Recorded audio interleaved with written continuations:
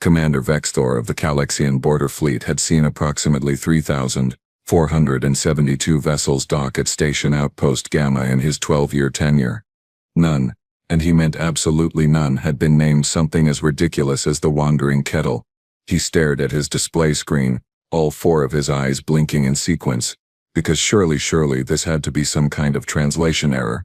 But no, the human vessel approaching his station was genuinely, authentically called the Wandering Kettle, not the Vengeful Sword, not the Stellar Conqueror, not even something moderately respectable like the Morning Star. No, these humans had looked at their ship, a vessel capable of faster-than-light travel, and decided, yes, let's name it after a container for boiling water. Sir, Lieutenant Orcs called from the communication station, his throat sac inflating with barely contained amusement. The human vessel is requesting standard docking procedures. They say they're carrying, and I quote, essential supplies for long-range exploration. Vextelvor's mandibles clicked together in irritation. Essential supplies.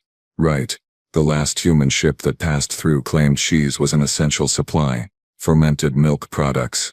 Essential. He'd filed that report and received a 3-page response from command asking if he was feeling well.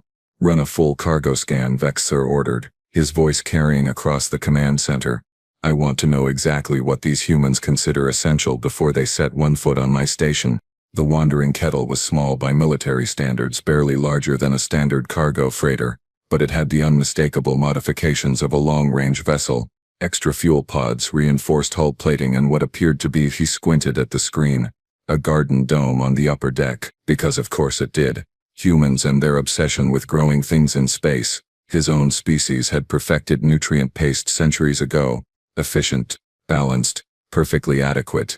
But humans, no, they needed their tomatoes and their basil and their zucchini. Cargo scan complete, sir, Morks announced. Manifest shows water filtration equipment, mineral supplements, biological samples, preserved food stores, and 200 kilograms of something called tea. Vexthor's head tilted. Tea. According to the database, it's dried plant matter that humans steep in hot water and then drink the resulting liquid. There was a long pause in the command center. Someone coughed. Another officer made a sound that might have been a strangled laugh. They drink hot leaf water, Vexthor said flatly. Yes, sir. 200 kilograms of it. Yes, sir. And this is an essential supply. According to their manifest. Yes, sir. Vexthor rubbed his primary eyes with his upper manipulator appendages. He'd been in the military for 34 years. He'd survived the Krellian border conflicts. He'd negotiated peace treaties with the Zenthari Collective. He'd once held his position against a pirate raid for 16 hours straight. And now he was going to have to deal with humans who thought hot leaf water was essential for space exploration. Grant them docking permission, he said, because regulations were regulations, and technically the humans hadn't done anything wrong except have terrible naming conventions and questionable beverage choices. Bay 7, and Morks. Full security detail. Sir, they're a civilian science vessel. I don't care if they're a traveling circus. Full security detail. I want to meet the captain who names their ship after a kitchen appliance. 20 minutes later, Vexthor stood in docking bay 7, his posture rigid, his dress uniform immaculate, his 3 decorations for valor gleaming on his chest plate. Behind him stood 6 security officers, armed and alert. This was a military station. They had standards, they had protocols, they had dignity. The airlock hissed open, and out stepped a human female who looked like she'd just rolled out of a sleeping pod. Her dark hair was pulled back in what humans called a ponytail, practical but hardly regulation. She wore a jumpsuit that had seen better days, covered in pockets, and she was, Vexthor noticed with growing disbelief, wearing soft shoes, on a military station. Commander Vexthor? She asked, her voice cheerful, her accent crisp. She extended her hand in that bizarre human greeting custom. Captain Rita Vasquez, thanks for letting us dock. Your station is beautiful, by the way. Very geometric. Vexthor looked at her hand, then at her face, then back at her hand. Slowly, because he was a professional and because interspecies relations were important, he reached out and grasped her hand briefly. It was warm. Humans were always so warm. Captain Vasquez, he said, his tone formal. Welcome to Outpost Gamma. I trust your journey was uneventful. Oh, totally uneventful, Rita said, waving her other hand dismissively. Well, Except for the plasma storm near the Vortex Nebula, but that's pretty standard. Nice light show though. Really beautiful. You ever seen a Class 5 plasma storm up close? I have led evacuation procedures during Class 5 plasma storms. Yes. Right. Of course. Military and all that. She grinned. And Vexter was struck by how many teeth humans had. So many teeth. So I know you probably want to check our cargo and all that official stuff.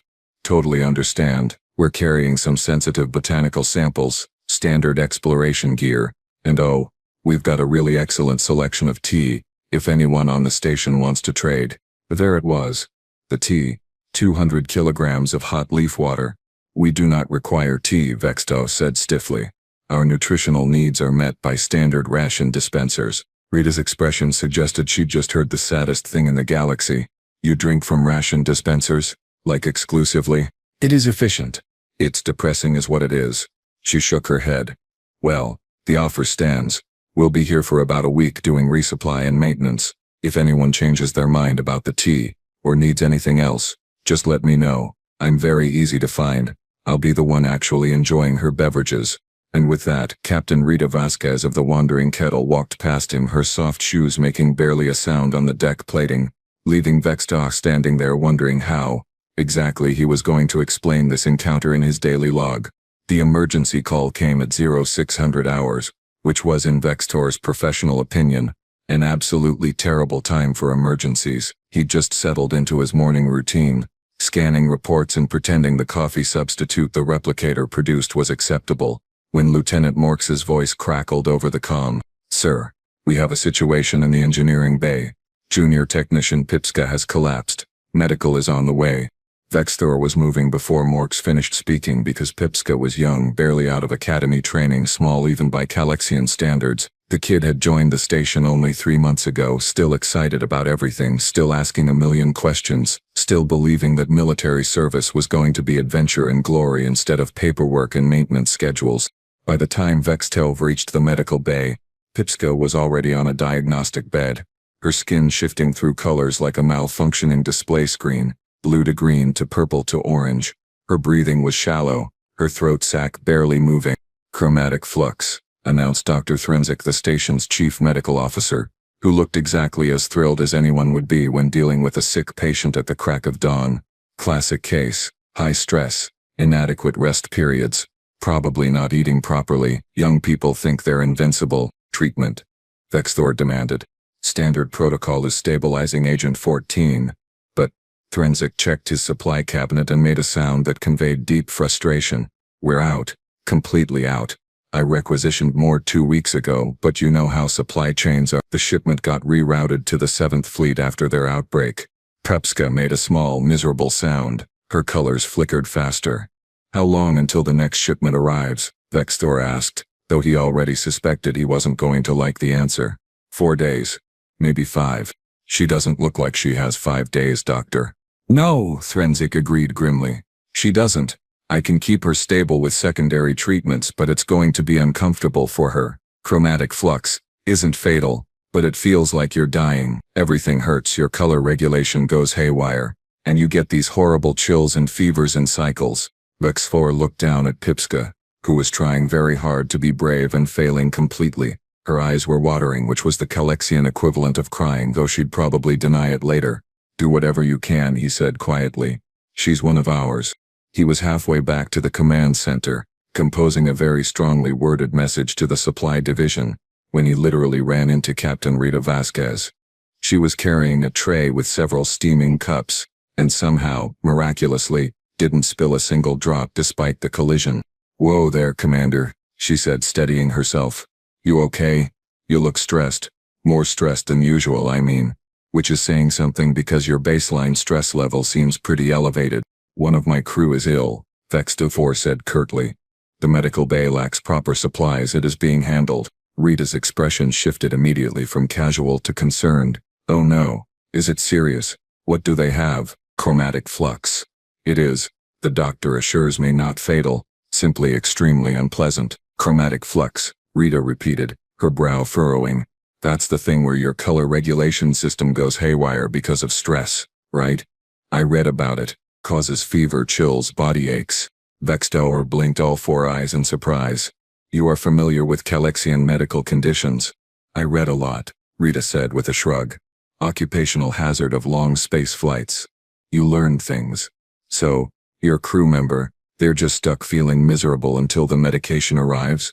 Unfortunately, yes. Rita looked at the cups on her tray, then back at Vextor, then at the medical bay door. Okay, this is going to sound weird, and you're probably going to tell me no, but hear me out. I have something that might help, not cure obviously. I'm not a doctor, but help with the symptoms, make them more comfortable. Vextor's mandibles tightened. Captain Vasquez, I appreciate the gesture, but I cannot allow you to experiment on my crew with he gestured at her tray, hot leaf water. It's chamomile tea, Rita corrected, completely unfazed by his tone. And it's not an experiment. Humans have been using chamomile for thousands of years for exactly these kinds of symptoms. Fever, body aches, stress, trouble sleeping. It's gentle, it's safe, and honestly, what's the worst that could happen? They're already miserable. The worst that could happen is you poison one of my technicians with an untested alien substance. Chamomile isn't poison. It's a flower. A nice flower. A calming flower. Rita tilted her head. Look, I get it. You don't know me, you don't trust human medicine, whatever. But that kid in there is suffering, and you just said yourself the real medication won't be here for days. Let me help, please. There was something about the way she said please, simple and genuine, that made Vextor pause. He looked at the medical bay door, thought about Pipska's flickering colors and watering eyes, and made a decision that would have consequences he could never have predicted. Fine, he said. But I am staying to observe, and if there are any adverse reactions whatsoever, you will leave this station immediately. Deal, Rita said brightly, and walked right past him into the medical bay. Dr. Thrinzik looked up as they entered, his expression cycling through confusion, surprise and resignation in rapid succession. Commander? Why is the human here? Captain Vasquez believes she can help with Pupska's symptoms, Vextor said in a tone that suggested he thought this was ridiculous, but was willing to be proven wrong. Rita approached Pipska's bed carefully, her movements slow and non-threatening. Hey there, she said softly. I'm Rita. I heard you're not feeling great. I brought you something that might help. It's just tea. Nothing scary. Chamomile. It's what my mom used to make me when I was sick as a kid. Made everything feel a little bit better. Pipska's colors flickered weakly. It's hot leaf water. She managed, her voice barely a whisper. Exactly, Rita said with a gentle smile. Hot leaf water. The good kind though. Here, can you sit up a little? I'll help. What happened next would become station legend. Rita carefully helped Pipska into a sitting position, supporting the young technician's shoulders, and held the cup to her lips. The steam rose, carrying a scent that Vextor had to admit was rather pleasant, floral and slightly sweet. Pipska took a small sip, then another, then a longer drink.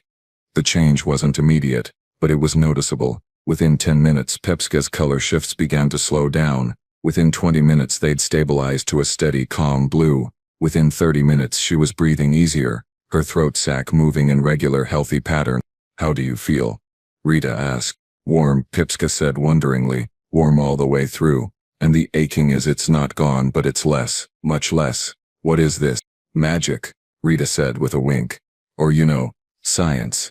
Chamomile has natural anti-inflammatory compounds. Helps with pain. Helps with stress. Helps you relax. Your body can focus on healing instead of freaking out. Dr. Thrinzik was scanning Pipska with his medical tricorder, his eyes widening. Her stress hormones have dropped by 40%. Inflammation markers are down. This is remarkable. Vextor stared at the cup in Pipska's hands like it had personally offended him. It's just hot leaf water, he said weakly. It's really good hot leaf water, Pipska said, taking another sip. She looked at Rita with something approaching worship. Can I have more? Absolutely, Rita said. I'll bring you a whole pot. By that evening, every single crew member on Outpost Gamma had heard about the magical human beverage that had cured Pipska's chromatic flux. Not helped. Cured. The story had grown with each telling, as stories do, until Rita Vasquez was practically a medical miracle worker who'd saved Pipska from the brink of death with nothing but hot water and dried flowers. Vextor's comm unit didn't stop buzzing with requests for information about the tea. He had a feeling this was going to get out of hand very, very quickly. The first fake patient arrived at the medical bay exactly 4 hours after Pipska's miraculous recovery. Vexto knew it was fake because he'd seen Ensign Krolux in the mess hall 20 minutes earlier, eating 3 portions of protein paste and laughing at someone's joke. Krolux had been the picture of health, vibrant green skin tone, energetic movements, the works. Now somehow, Krolux was slumped in Dr. Thrinzik's office, claiming severe fatigue and color regulation issues. "It came on suddenly, doctor," Krolux said, his voice weak and tragic. "One moment I was fine, the next, everything hurt. Classic chromatic flux symptoms, I think. Maybe I caught it from Pipska. Is it contagious? I really hope it's not contagious." Thrinzik ran his scanner over Krolux with the expression of someone who'd seen this exact scenario play out in a dozen bad holovids. "Your vital signs are completely normal. Stress hormones normal. No inflammation, no color dysregulation. But I feel terrible," Krolux insisted. "Absolutely terrible. Probably just early stages. You know how these things are. Better safe than sorry." "Right." From the corner of the medical bay where she was sitting with Pipska and teaching her about proper tea steeping temperatures, Rita made a sound that was definitely a suppressed laugh. Thrinzik sighed. "I will run a full diagnostic panel. It will take 30 minutes. Please wait in the observation area." By the time Krolux's results came back, completely and totally normal, there were 3 more crew members in the waiting area, all claiming sudden onset chromatic flux, all looking remarkably healthy aside from their theatrical groaning.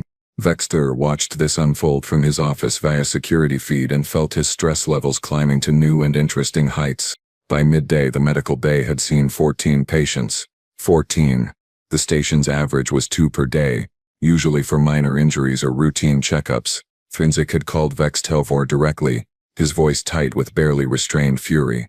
"Commander, I am a doctor, not a tea dispensary. These people are not sick. They are lying. Badly. Can you prove they are lying?" Vextor asked, though he already knew the answer. "Their scans are normal, but they all claim to feel unwell. I cannot legally deny them medical attention based on suspicion. But sir, Ensign Morikix claimed she had chromatic flux and also a sudden allergy to standard atmosphere. Our atmosphere, the atmosphere she has been breathing for 6 months without issue." Vextor pinched the bridge of his snout. "Where is Captain Vasquez?" Currently in the medical bay making her 5th pot of tea, and finding this entire situation hilarious. Of course she was. When Vextor arrived at the medical bay, he found what could only be described as organized chaos. Rita had set up a small station in the corner with multiple steaming containers, each labeled in human script. Pipska, who was supposed to be resting, was acting as her assistant, carefully pouring liquid into cups. A line of crew members stretched out the door, each waiting patiently for their turn. "Commander," Rita called out cheerfully, when she spotted him. "Perfect timing. I was just explaining to everyone that different teas work for different symptoms. See, chamomile is great for stress and body aches, but if someone has, let's say fake digestive issues, then peppermint is much better. Really helps with imaginary stomach problems." Several crew members in line suddenly looked very interested in the ceiling. Vextovor walked over to Rita's station, his posture radiating command authority. "Captain Vasquez. A word. Privately." "Sure thing, Commander. Pipska, honey, can you handle this for a minute? Remember, 1 tea bag per cup, steep for 5 minutes, no longer." "Yes, Captain." Rita, Pipska said eagerly, her colors bright with excitement. Vextor led Rita to a corner of the medical bay far enough from the others that they wouldn't be overheard. "You realize what is happening here, correct?" "Oh, absolutely," Rita said, not even trying to hide her grin. "Your crew is faking illness to get tea. It's actually kind of adorable." "It is not adorable. It is a violation of medical protocols. It is dishonest. It is, Vextor struggled to find the right word. "It is chaos." "It's tea, Commander. They just want tea. They're not hurting anyone. They are wasting medical resources. Dr. Thrinzik cannot attend to actual emergencies if he is busy scanning fake patients." Rita's expression softened slightly. "Okay, fair point. But here's the thing. Your crew is stressed. You run a tight ship. Everything by the book. Maximum efficiency. That's great for operations, but it's not great for morale. These people aren't faking illness because they're trying to cause problems. They're faking illness because they want something nice, something comforting, and they don't think they're allowed to just ask for it. They could simply request tea through proper channels." "What proper channels?" "Is there a form for requesting hot leaf water from a visiting human captain? A requisition order? Approval process. Vextier opened his mouth, then closed it. She had a point. A frustrating and convenient point. Look, Rita continued. I have an idea. How about we set up regular tea times?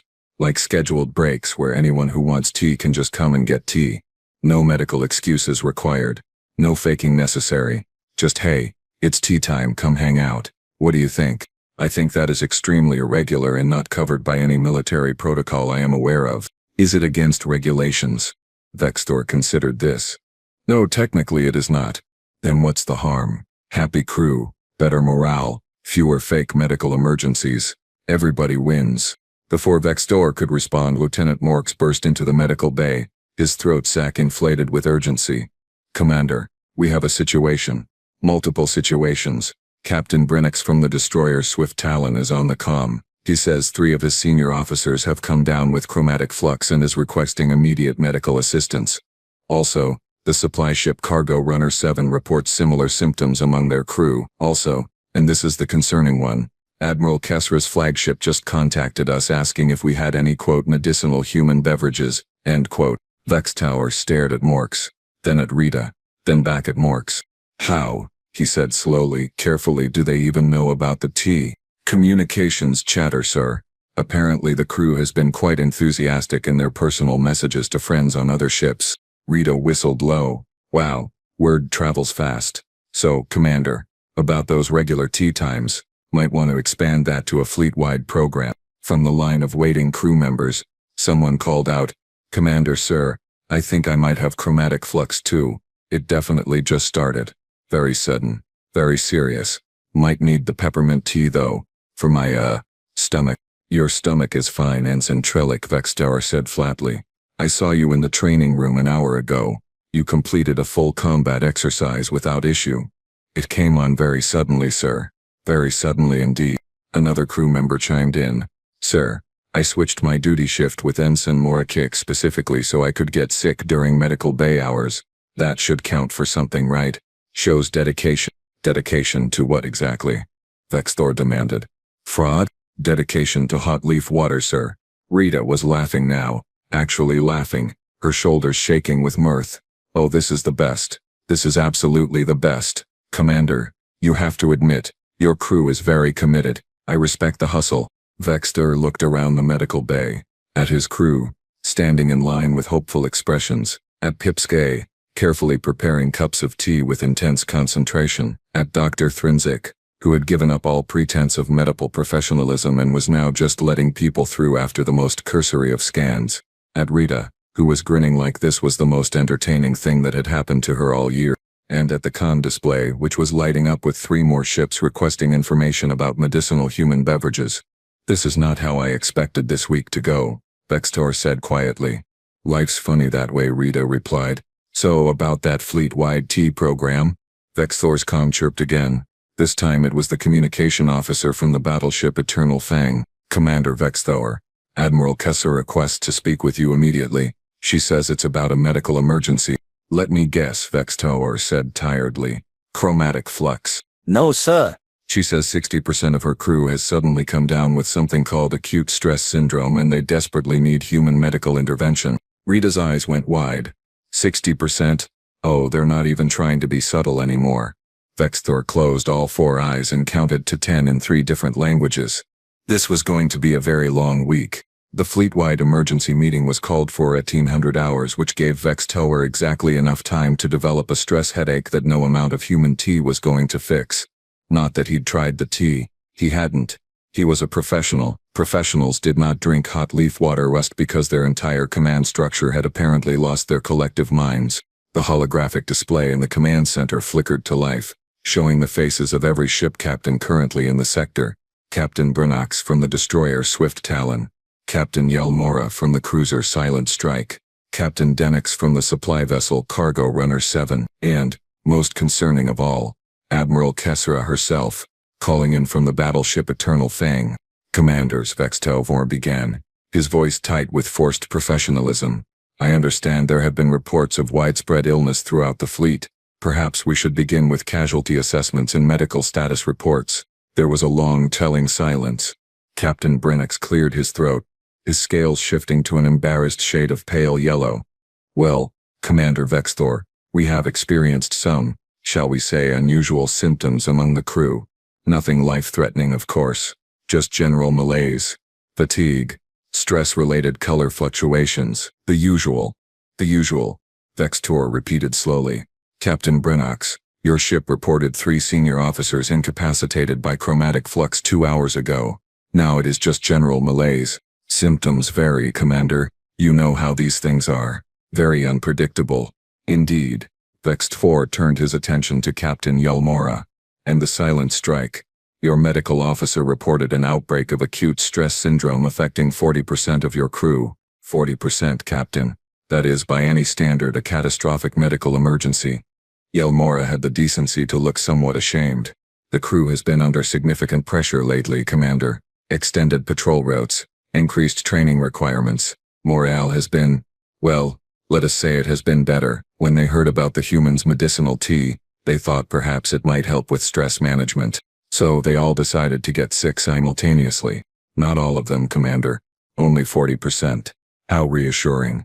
Captain Denix from the supply vessel jumped in, his voice overly cheerful. Commander, if I may, the cargo runner 7 has genuine medical concerns. We spend weeks at a time in transit with minimal crew interaction. The monotony alone is enough to cause legitimate health issues. When we heard that Station Outpost Gamma had access to human wellness treatments, well, naturally we wanted to investigate, for the crew's benefit. Purely medical reasons. Purely medical, Vexthor said, his mandibles clicking together in a rhythm that his crew had learned meant someone was about to receive a very unpleasant assignment. And tell me, Captain Denix, how exactly did your crew hear about these wellness treatments? Oh, you know, standard communication channels, personal messages, the usual gossip networks that definitely do not exist on military vessels. The gossip networks that definitely do not exist. Correct, sir. Vexthor was seriously considering retirement. He was only 53, barely middle-aged for a Calaxian, but at this moment he felt approximately 200 years old. He turned his attention to the largest hologram, the one displaying Admiral Kessera. She was older than Vexthor, decorated with enough medals to stock a museum, and had personally led fleets through 2 major conflicts. She was a legend, a hero, an inspiration to every officer in the border fleet. She was also currently avoiding eye contact with him. Admiral, Vexthor said carefully, the Eternal Fang reported 60% of your crew incapacitated. 60% of a battleship crew represents nearly 400 personnel. This would be, by any reasonable assessment, the worst medical crisis in recent fleet history. Admiral Kessera's colors shifted through several shades before settling on a diplomatic gray. Commander Vexthor, I want to be clear about something. The Eternal Fang is a proud vessel with a proud history. My crew are professionals. Dedicated, skilled, exemplary professionals. I am aware of this, Admiral. However, she continued, and Vexthor knew immediately he was not going to like what came next. They are also very tired professionals. We have been on patrol for 8 months straight. 8 months, Commander. No shore leave, no recreation facilities, nothing but duty shifts and ration paste. When they heard, through entirely unofficial and definitely not encouraged communication channels, that one of our stations had access to something called tea, which allegedly helps with stress and fatigue and general unhappiness with life. Well, Vexthor prompted, they may have become somewhat enthusiastic about experiencing this tea firsthand. Enthusiastic enough to fake a fleet-wide medical emergency. I would not say they faked anything, Commander. I would say they strategically interpreted their symptoms in a way that might facilitate access to human wellness resources. Vexthor looked at each face on his display. Decorated officers, experienced commanders, people he'd served with for years, people he trusted with his life. All of them were currently lying to him about being sick so they could drink hot leaf water. Let me make sure I understand the situation, he said, his voice dangerously calm. Between your 4 vessels, you are claiming that approximately 800 personnel, roughly 45% of your combined crews, have simultaneously developed stress-related medical conditions that specifically require treatment with human tea. Tea that, I should mention, was completely unknown to any of you until yesterday. Does that accurately summarize the crisis? 4 heads nodded in unison. And none of you see any problem with this explanation. When you put it that way, it does sound somewhat implausible. Captain Brennox admitted. Somewhat implausible, Vexthor repeated.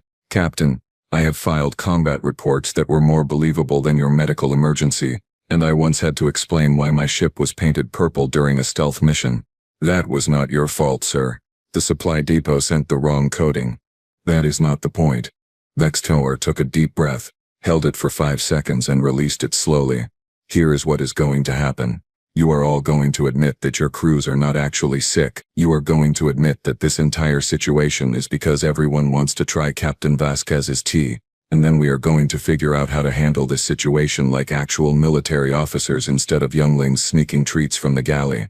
Are we clear? Another long silence. Finally, Admiral Kessler spoke. The tea is supposed to be very good, Commander. Exceptional according to reports. Life-changing. Some have said. It is hot leaf water, Admiral. Yes. But apparently it is very special hot leaf water. From somewhere behind him, Vexthor heard Rita's voice, clearly amused. Oh, this is even better than I thought. Your Admiral wants tea. This is amazing.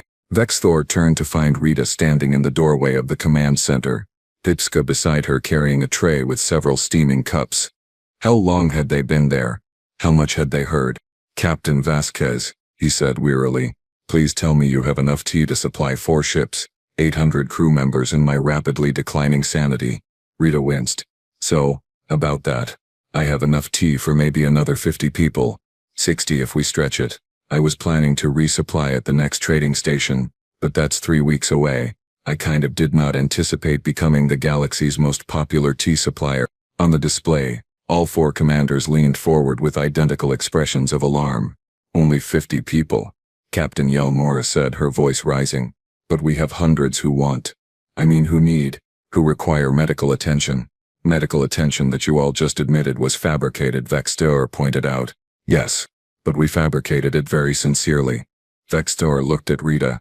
Rita looked at the display full of desperate commanders. Pipska looked at her tray of tea like it had suddenly become the most valuable substance in the galaxy. Well, Rita said slowly, this just got complicated. The silence that followed Rita's declaration stretched on for approximately 15 seconds, which was 14 seconds longer than Vexthor's composure could handle. He looked at the desperate faces on his display, then at Rita's apologetic expression, then at the 50 or so crew members who had somehow materialized in the corridor outside the command center, all of them clearly eavesdropping and all of them looking like someone had just cancelled shore leave indefinitely. Commander, Admiral Kessler said carefully. Perhaps we could discuss supply chain solutions, emergency requisitions, prioritized delivery systems. For tea, Vexthor said flatly. For essential morale resources, the Admiral corrected. Vexthor rubbed all 4 of his eyes with his manipulator appendages, a gesture his crew had learned meant their commander was reconsidering every life choice that had led to this exact moment. All right, fine. Everyone stop talking for 30 seconds so I can think. The command center went silent. On the display, 4 ship commanders waited. In the corridor, 50 crew members held their breath. Rita and Pipska stood perfectly still, though Rita had a smile tugging at the corner of her mouth like she was watching the galaxy's most entertaining comedy show. Finally, Vexthor spoke. I want to try the tea. Every single person in the vicinity turned to stare at him. Sir, Lieutenant Mork said weakly. You heard me, Lieutenant. I want to try the tea. Because clearly there is something about this beverage that has caused my entire fleet to lose their minds and I need to understand what it is. Captain Vasquez, would you please explain to me why 800 military personnel are willing to fake medical emergencies for hot leaf water? Rita's smile broke free into a full grin. She picked up one of the cups from Pipska's tray and walked over to Vexthor, offering it with both hands like it was something precious. Commander, this is Earl Grey, black tea with bergamot. It's got caffeine, so it'll wake you up, but the bergamot makes it smooth, sophisticated, command-level tea if you will. Vexthor took the cup suspiciously. The liquid inside was dark, almost black, with steam rising in delicate spirals. The scent was complex, floral but sharp. Unlike anything produced by the station's beverage dispensers, he raised it to his lips, acutely aware that everyone was watching, and took a careful sip. It was hot. Obviously it was hot, that was the entire point, but it was also smooth, slightly bitter, with layers of flavor that developed as it moved across his tongue. The warmth spread through his chest, not like the burning of alcohol or the jolt of stimulants, but something gentler, something almost, he struggled to find the word, comforting. He took another sip, then another. Well? Rita asked. Vextelvor looked at her, then at his cup, then at the display full of commanders waiting for his response. It is acceptable, he said carefully. Just acceptable? It is. He paused, searching for honesty. It is actually quite pleasant. Calming. The complexity is unexpected. I can see why the crew might enjoy this. From the corridor someone started clapping. Then someone else joined in. Within seconds the entire crowd was applauding like he'd just announced a pay increase and extended shore leave.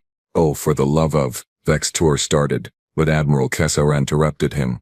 Commander, if you are finished with your tasting evaluation, might I suggest a practical solution? We have limited tea supplies but significant demand. What if we organized a fleet-wide gathering? Everyone gets a small amount. Captain Vasquez can explain proper preparation methods, and we can establish formal trade agreements for future supplies. Turn this chaos into something productive. It was, Vexter had to admit, not a terrible idea. Captain Vasquez, would you be willing to conduct what I believe humans call a tea ceremony for the fleet? A tea ceremony? Rita's eyes lit up. Oh, Commander, I would be delighted. But maybe let's call it a tea party instead. Less formal, more fun. And we'll need space. Big space. How big is your main hangar? Which was how? 6 hours later, Vextor found himself standing in Station Outpost Gamma's main hangar bay watching the most surreal scene of his entire military career unfold before him. The hangar had been transformed. Cargo containers had been rearranged into seating areas. Work lights had been dimmed to something less harsh and more ambient, and in the center of it all, Rita had set up what could only be described as a tea station of magnificent proportions, with pots and cups and containers arranged with surprising precision. Personnel from all 5 vessels crammed into the space. Some had shuttled over, others had walked through connecting tubes, but somehow they'd all made it. 800 military personnel, decorated officers and junior technicians alike, all waiting patiently in organized lines for their chance to try human tea. Rita stood on a raised platform, Pipska beside her, addressing the crowd with the confidence of someone who'd given 1,000 presentations. All right, everyone, welcome to what might be the galaxy's first interspecies tea party. So, let me tell you about tea. For humans, tea isn't just a drink, it's a ritual, a moment of peace, a way to connect with each other. When things are stressful, we make tea. When we're sad, we make tea. When we're celebrating, we make tea. It's been part of human culture for thousands of years across dozens of different societies. She held up a cup, the liquid inside catching the light. This simple thing, leaves and hot water, has started conversations, ended wars, built friendships, and given people a reason to slow down for 5 minutes in their busy lives. And that's what I think you're all really looking for. Not just the tea itself, but permission to take a break. Permission to enjoy something. Permission to be people instead of just personnel. The hangar was completely silent except for Rita's voice. So here's what we're going to do. Everyone gets 1 cup today. I know it's not much, but it's what we have. Pipska and I will teach anyone who wants to learn how to prepare tea properly. And Commander Vextor, Admiral Kesra and I are going to work out a trade agreement so that every ship in this fleet can have regular tea supplies. Sound good? The roar of approval was loud enough to rattle the hangar doors. For the next 3 hours, Vextor watched his fleet transform. Officers sat with enlisted personnel sharing cups and comparing flavors. Pipska moved through the crowd with confidence he'd never seen from her before, demonstrating proper steeping times and water temperatures. Rita answered endless questions about Earth tea traditions, coffee versus tea debates, and whether humans really did stop everything for afternoon tea time. Admiral Kessler appeared at Vextor's side, holding her own cup of something Rita had called chamomile. You know, Commander, in all my years of service I've never seen fleet morale this high, and all it took was hot leaf water. Essential hot leaf water, Vextor corrected with a slight mandible twitch that might have been a smile. According to the manifest, essential indeed. The Admiral took a sip of her tea. You'll need to file a report about this incident. High Command will want to know about the medical emergency. I am aware. Vextor pulled out his datapad and began composing. Let's see. Fleet-wide stress epidemic successfully treated with human medicinal beverage. Morale significantly improved. Recommend establishing formal trade agreements for ongoing wellness supplies. Cultural exchange protocols yielding unexpected benefits. Think they'll approve the tea budget. Admiral, at this point I think denying the tea budget would cause an actual mutiny. Across the hangar, Rita caught his eye and raised her cup in a salute. Vexthor raised his own cup in return, the Earl Grey having gone lukewarm but still pleasant.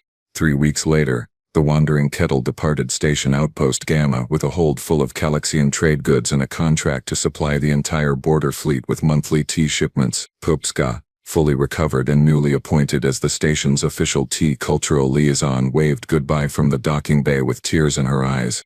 Vexthor stood beside her, his own cup of tea in hand, watching the ship disappear into the black. His report had been filed, approved, and quietly celebrated by High Command, who apparently had also wanted an excuse to order tea but hadn't known how to justify it. "Commander," Pipska said softly, "do you think Captain Rita will come back? She has a contract. Technician. She will be back in 30 days. Good." Pipska's colors brightened to a happy blue. "I still have so much to learn about tea preparation. Did you know there are over 3,000 varieties? 3,000, and each one is different." Vexthor took a sip of his tea, Earl Grey because he'd developed preferences now apparently, and allowed himself a small smile. "I did not know that, Pipska. Perhaps you can teach me."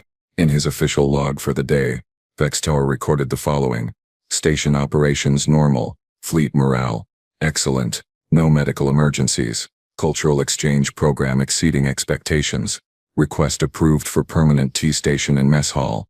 He did not mention that he'd personally submitted that request. He did not mention that he now started every shift with a cup of Earl Grey. He definitely did not mention that he'd already pre-ordered next month's shipment with a personal addendum requesting extra bergamot blend.